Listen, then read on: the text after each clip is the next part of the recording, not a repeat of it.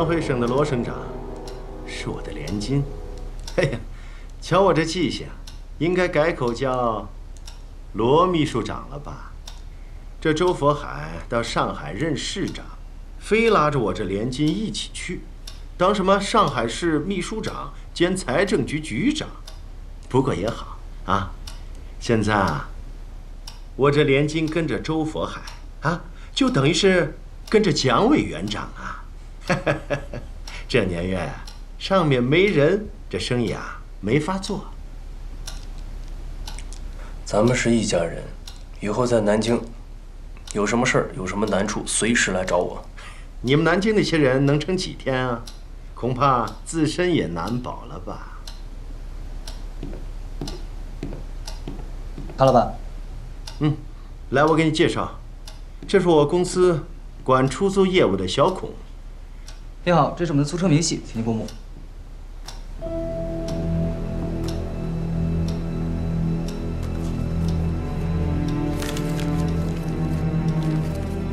扬州福茂海产公司经理张大成。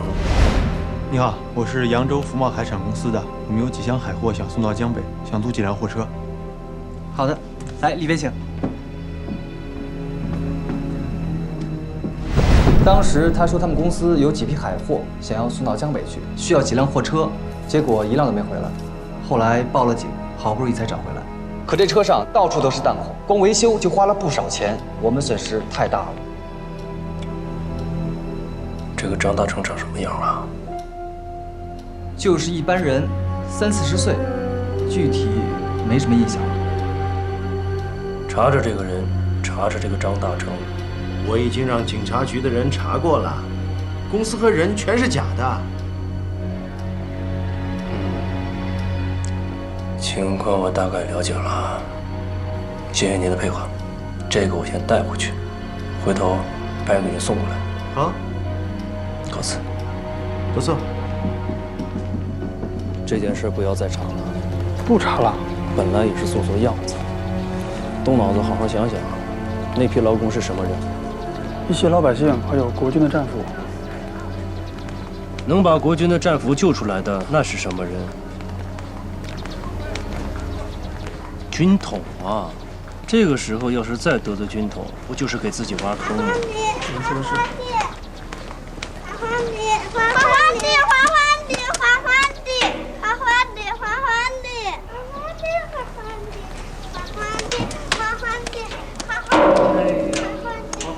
花花地，谁的女儿这么可爱？哦，是谭老板的小女儿，叫叔叔。叔叔好。你好，你跟我进来。走，走。哎，你们干什么？干什么呀？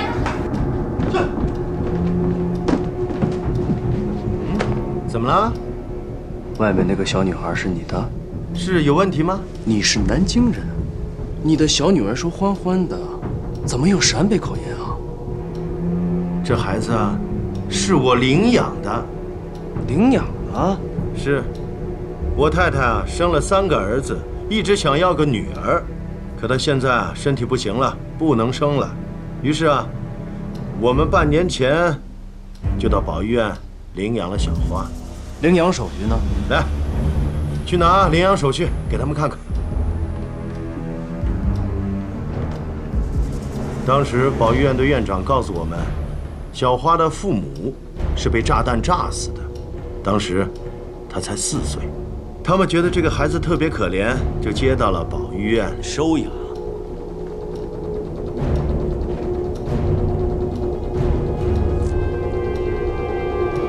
山河保育院。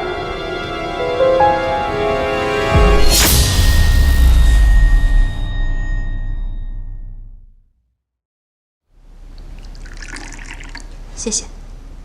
李柱，我应该谢谢你才是。这次解救劳工的行动，戴局长非常满意。你可能不知道，在这些战俘里有一个很重要的师长，他就是戴局长的亲侄子。我们找了他好长时间，一直没有他的线索。好在，他现在已经安全地到达重庆了。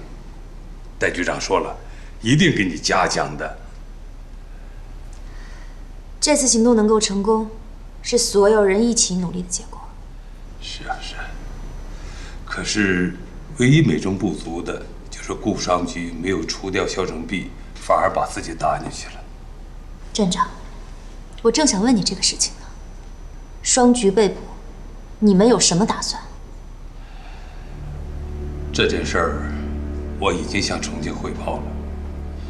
上面的意思是，抗战马上胜利了，现在这个时候搞什么营救比较不划算。但你也不用担心，等日本人投降了，双菊自然就放出来了。这段时间先委屈他一下。如果双菊放不出来了，如果伪政府要处决他呢？我们不能让双菊在里面等死啊！你的心情我能够理解，双菊毕竟是我们自己的同志，我们不会无关他的。但是这件事情没有那么容易，还是要找机会才行。当然了，如果你有好的解决办法，我没说的，我全力配合。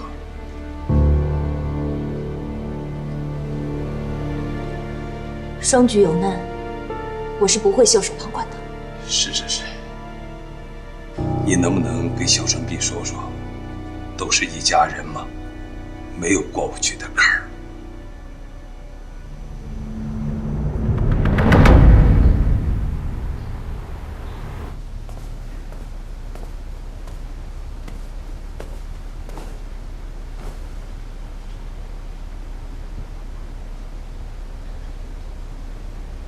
程璧姐，是想替双菊说情，那就算了吧，我是不会放过她的。玉珠啊，你也不要怪你姐太绝情。顾双菊这个丫头，但凡肯低个头道个歉，你姐也不至于这样。可她就是死活不开口。姐夫，姐，现在天下的大事你们还看不清楚吗？你们现在多杀一个人，就是给自己多加一重罪啊。况且人家顾双吉是军统的人，杀了他，进一步的得罪重庆，你们有什么好处？我还会怕重庆吗？我既然来了南京，我就绝不回重庆。行行，我不跟你聊后路的问题啊。当初你一心想要投身革命，为的就是中国的自由跟民主吧。但是你再看看你现在的所作所为，跟当初追求的还是一回事儿吗？怎么不是一回事儿啊？我们就是要用和平运动为中国争取权益。你争取到了什么？姐，不要到最后的那一天，把自己弄成历史的罪人，被别人写进历史，何苦呢？你什么都不要说了，我的性格你是了解的。我选择了这条路，就会走到底，绝不回头。程璧姐，你刚才说的这句话，双菊也跟我说过。她说，既然选择了这条路，就绝不后悔。笑话，她怎么能和我一样呢？姐，你现在选择的是一条死路。好了，都不要再说了，我是不会改变主意的。程璧姐，程璧姐，现在的双菊跟你是一模一样的。你让她低头认错，她宁死也不从。即便她自己知道是被军统利用，但也绝不回头。程璧姐，你呢？这些年，你的内心对选择南京政府，是不是也有过犹豫和彷徨？但是无论我们怎么劝你，你都还是挺直腰板走下去。你可能不知道，无论是在武汉，还是上海、重庆，还是南京，双菊最崇拜的人一直都是你。他也希望能够成为和你一样的人。现在他做到了。我看着他，就好像看到年轻时的程璧姐，我想，我们所有人都不理解双菊的所作所为，但是程碧姐，你一定会理解她的。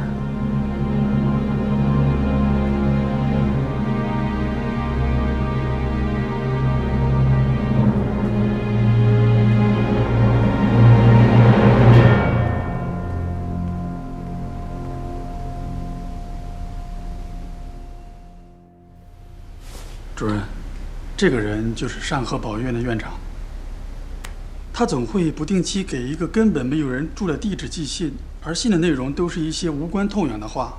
我们截获了最近的几封信，交给了技术科。技术科认为，信里面的内容除了字面上的意思以外，一定另有含义。是暗语？对。还有什么？还有就是守在保育院对面监视的兄弟反馈过来个消息，他们说有一天晚上在附近监测到共党的电波，持续时间长达8分钟。所以现在几乎可以肯定，这个保育院是共党的联络站，而这个人应该就是地下党的负责人。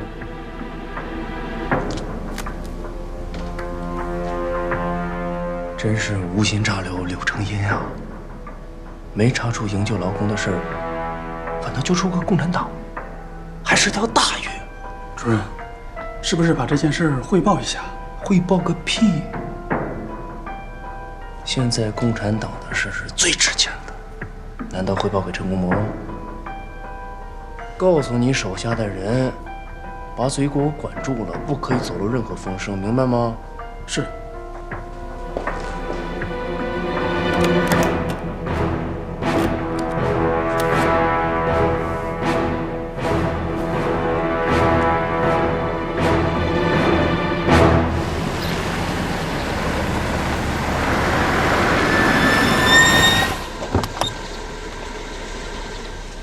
小蕊，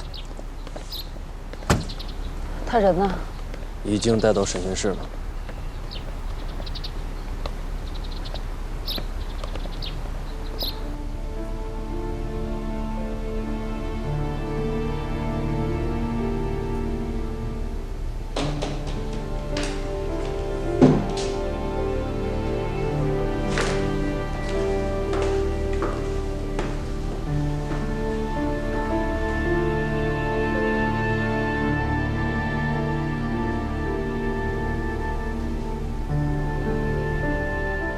我想和他单独聊聊。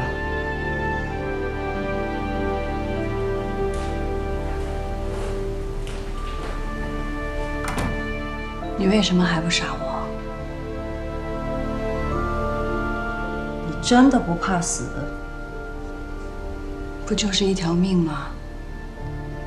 你想要，拿去好了。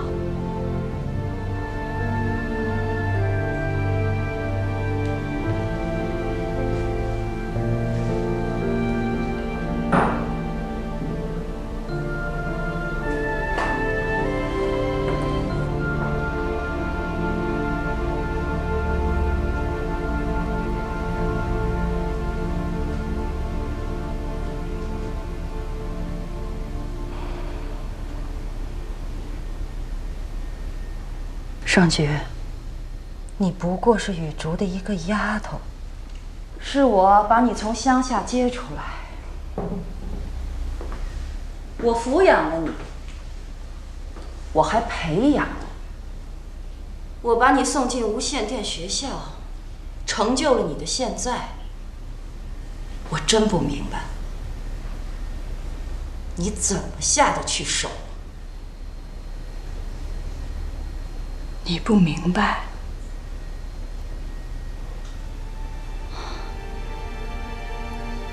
也对。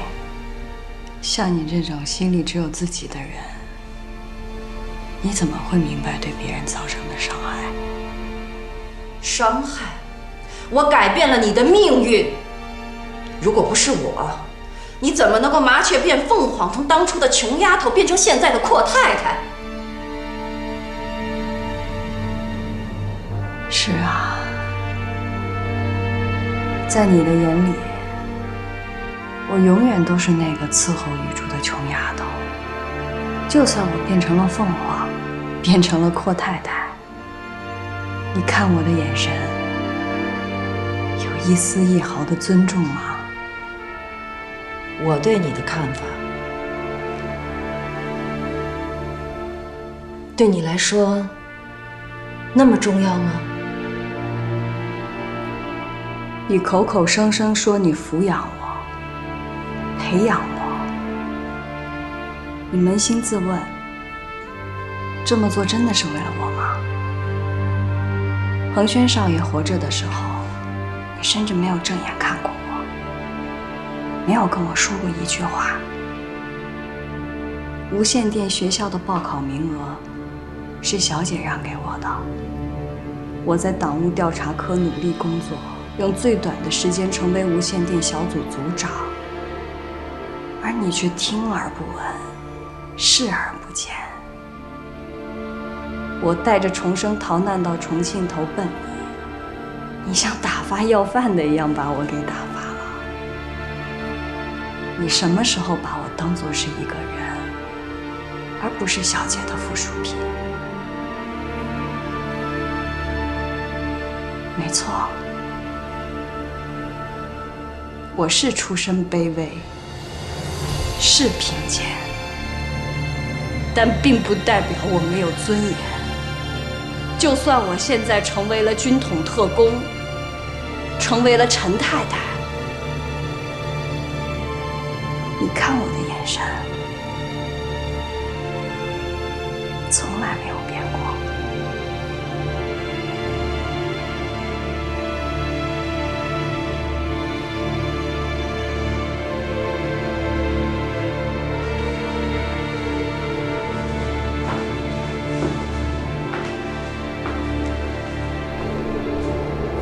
是啊，以前我怎么就从来都没注意过你？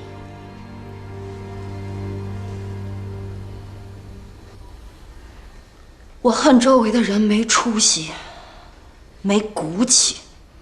恒轩死后，我一直希望雨竹能成为另外一个我，可是没想到，我竟然在你身上看见了我年轻时候的样子。我跟你不一样，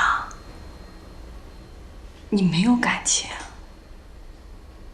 你就是一台冷血的机器。你难道不是军统的杀人机器吗？双菊，你打了我一枪，但是我不恨你。你执行命令不徇私情，很少有人能在那种情况下不为感情所动。你不一样，你冷静、理智，我欣赏。所以，我希望你能够脱离重庆，离开军统，跟着我。如果你愿意，你就是我的左膀右臂。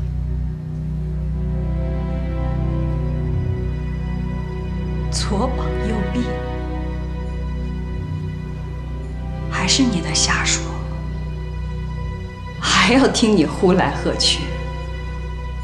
我顾双菊这辈子要做的，是一个独立的、堂堂正正的，让你有一天能够仰视的人。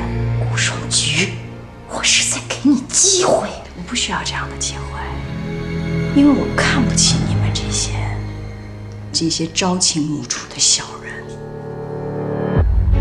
你说什么？从武汉到上海，从上海到重庆，又从重庆到南京。肖主任，下一步你是不是又要重新投入重庆的怀抱了？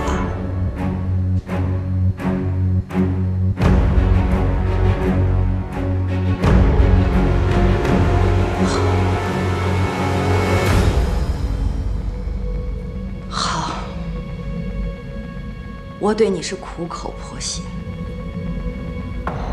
没想到你竟如此的冥顽不灵，不知悔改。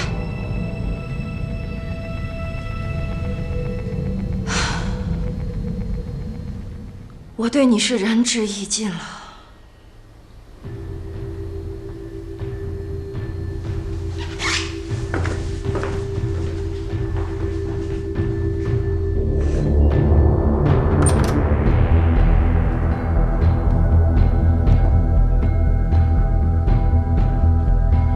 押回去，明日枪决。好。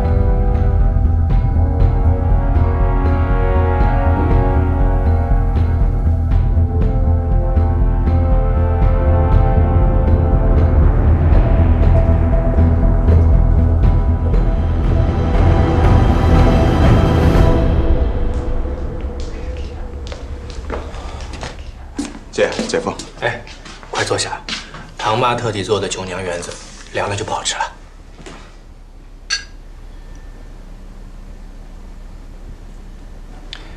姐，听说你今天去见顾双菊了？是啊。谈的怎么样？执行枪决，明天。程碧浅，你为什么不肯放过双菊？为什么？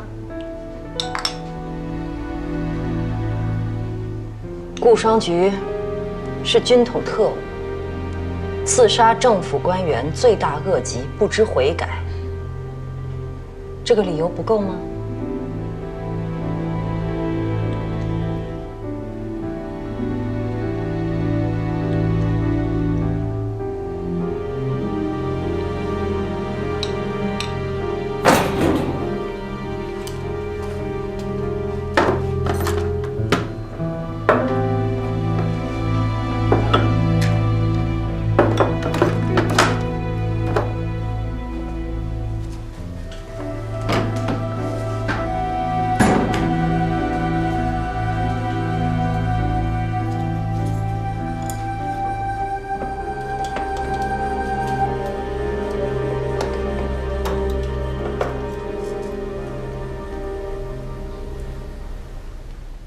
我在这待这么多年，还是头一次遇见你这样的人。明天可就是上刑场了，居然还吃得这么香。主任，把门打开。是。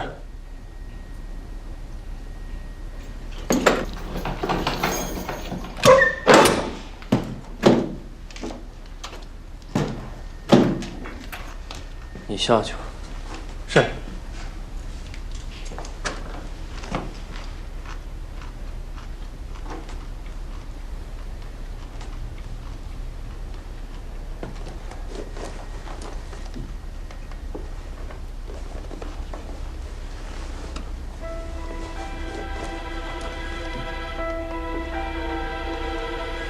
把衣服换上。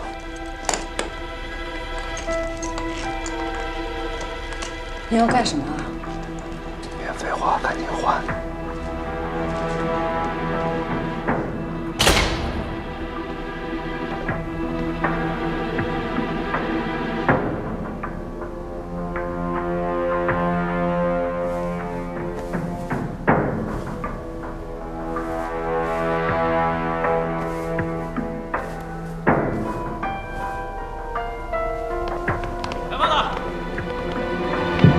陈德道，你到底要干什么？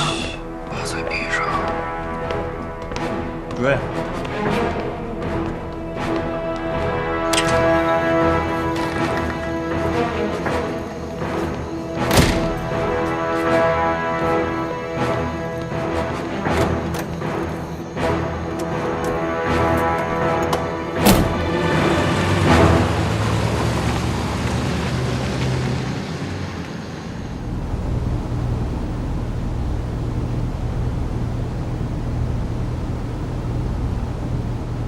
你要带我去哪儿？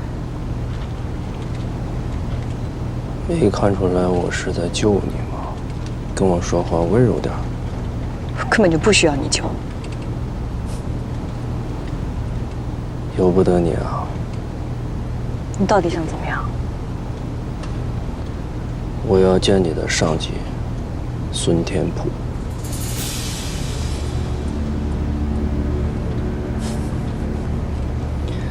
别那么紧张，我就一个人，没有带手下。不会把你们军统怎么样的。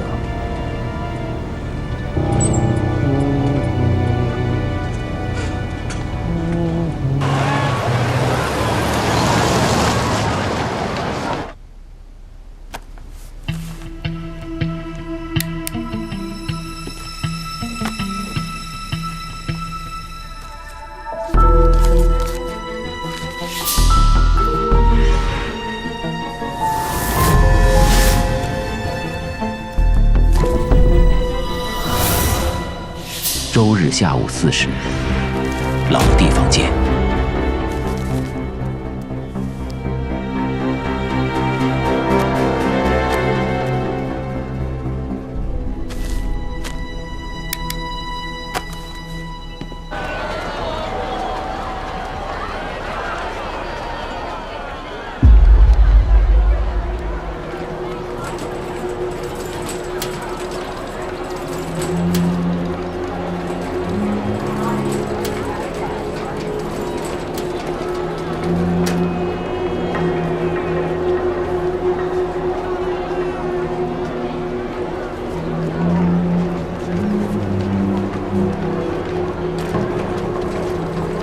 跟我走吧。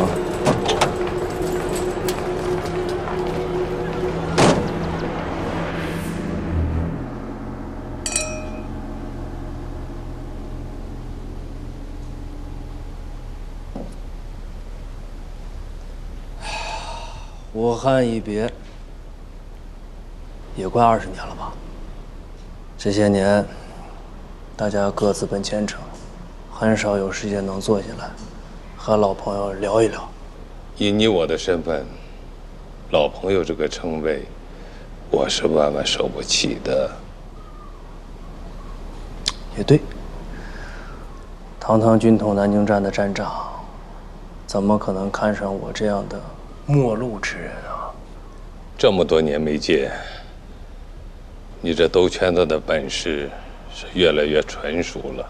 行了，有什么话就直说吧，别再拐弯抹角的了。今天冒昧的请老长官来，确实有件重要的事情，有份大礼，想送给您和戴老板。顾双菊？不只是顾双菊，他。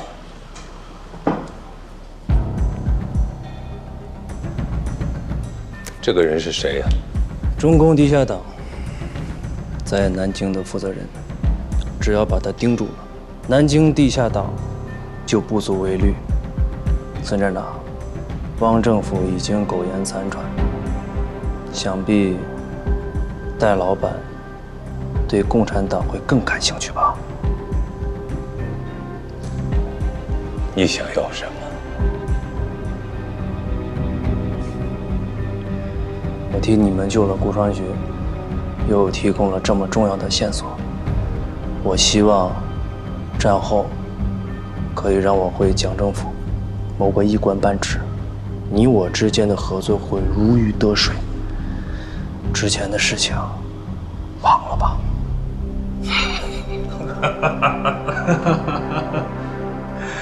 陈长官，你把这么重要的情报送到我的嘴边，不过我又吃不到。你说，你这是送鱼呢，还是钓鱼呢？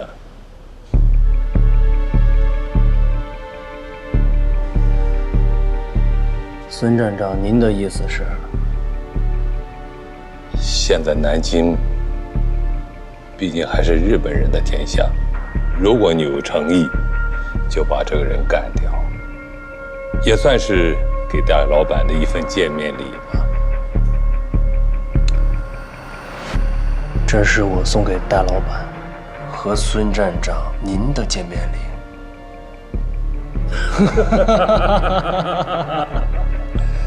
依我说，谁也没你这见风使舵了。猫有猫道，狗有狗道，我陈得道有自己的一套。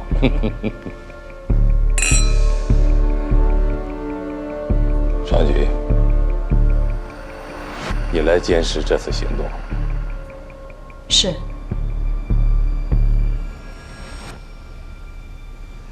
是我。什么？什么人放走的？什么时候？我这就过去。唐妈，唐妈，快备车！太太，出什么事儿？陈得道把顾双菊放走了，愣着干嘛呀？备车去啊！哎，你身上还有伤呢，你走慢点。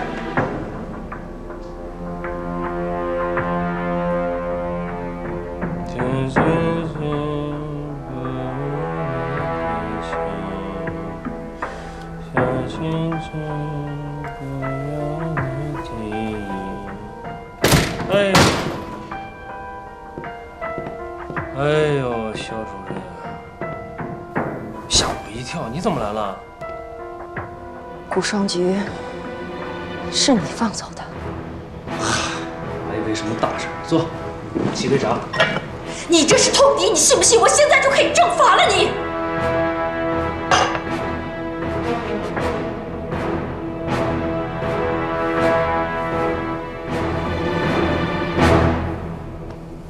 肖主任，你睁大眼睛看看，日本人还能撑几天？现在所有的人都在找出路，只有你盯着这芝麻大的屁事儿不放，正法我，替谁正法？陈公博吗？你现在问问陈公博有没有功夫管你这屁事儿？正法我。咱们俩共事这么多年，也算是朋友了。听我一句劝，为自己多打算打算。哼。所以，你为了给自己铺路，就把顾双菊还给了重庆。聪明啊！顾双菊是重庆派来的，你要是把她给杀了，那你就彻底和重庆无缘了。我这么做，不仅是帮我，也是帮你。你放屁！我们的和平运动为什么会失败？就是因为在我们的队伍里，有了你这种手鼠两端的投机小人。当年从重庆回来，你不是投机吗？我一直跟随王先生，我从来没有变过。算了吧，王先生都已经死了，你怎么还提他呀？哎，肖主任，我们不聊了啊。好话我说尽了，听不进去我也没有办法。如果有一天你想通了，随时回来找我，我帮你引荐重庆方面的人。不需要。我既然选择了跟日本人合作，我就会和他们共存亡。如果哪天日本人失败了，我会毫不犹豫选择自我了断。好，说的是真好啊，有骨气，肖主任。那我倒要看看啊，像我这种小人和你这种大人，到底我们两个谁活得更长？去忙你的和平大业吧。不错，小亲亲不。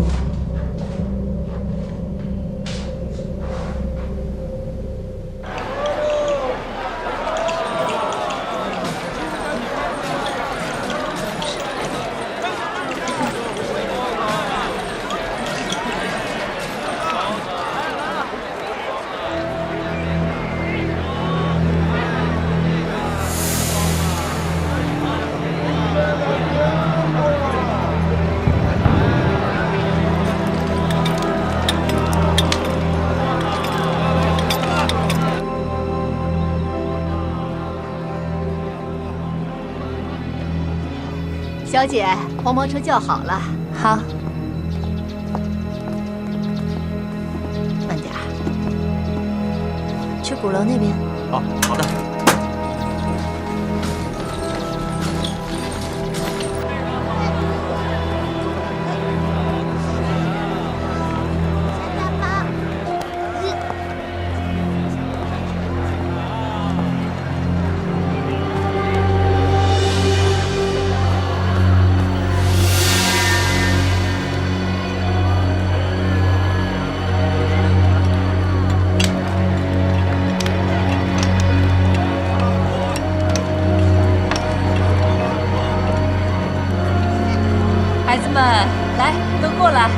我们进院玩好不好呀？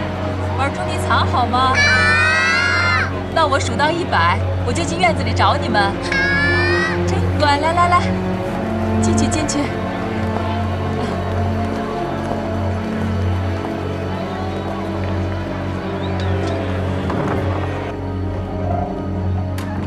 一定会有人来接头的，密切监视每一个进出的人，千万别打草惊蛇。是。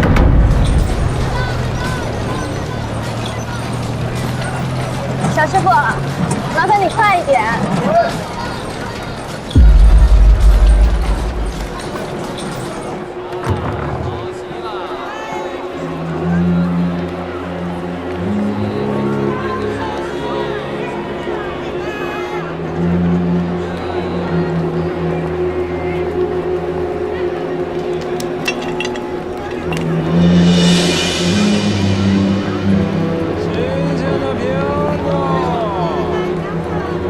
苹果怎么卖啊？7毛钱一个。好，来一袋。好嘞。报告师傅，我要用车。我在等着不让货，走走走。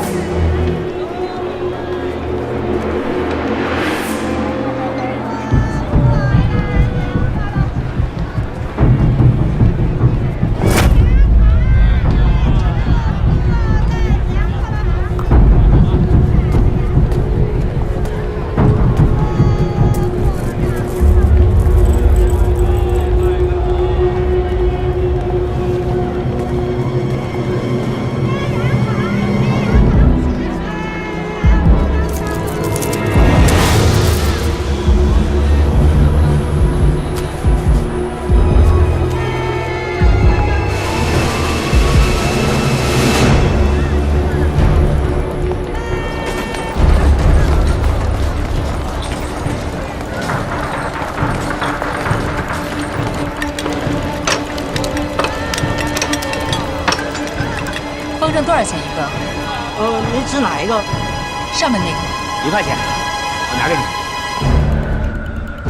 有点不对头，走去看看。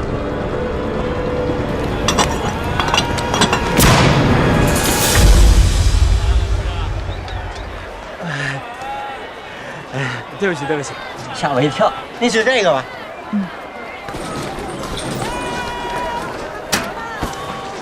啊，你要的放着。好。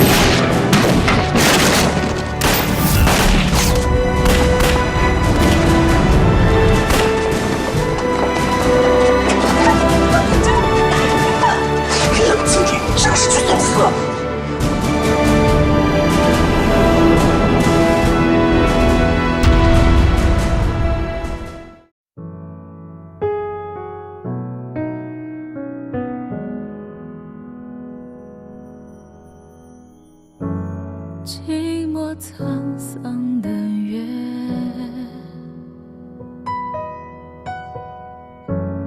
爬过漫长的夜，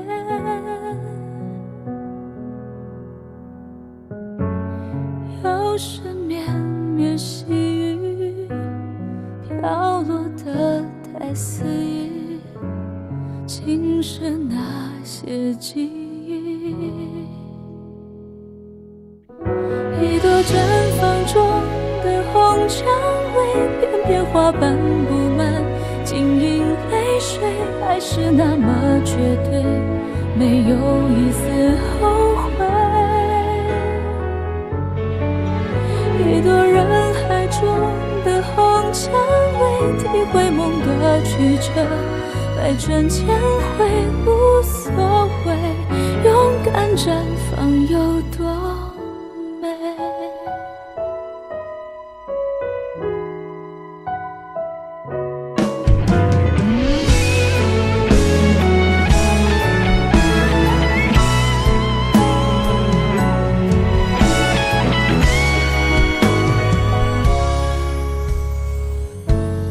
道别离的伤悲，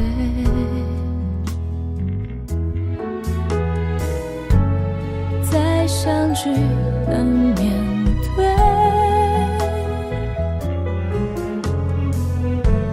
牵绊的总受罪，往事怎么回味，埋葬好过崩溃。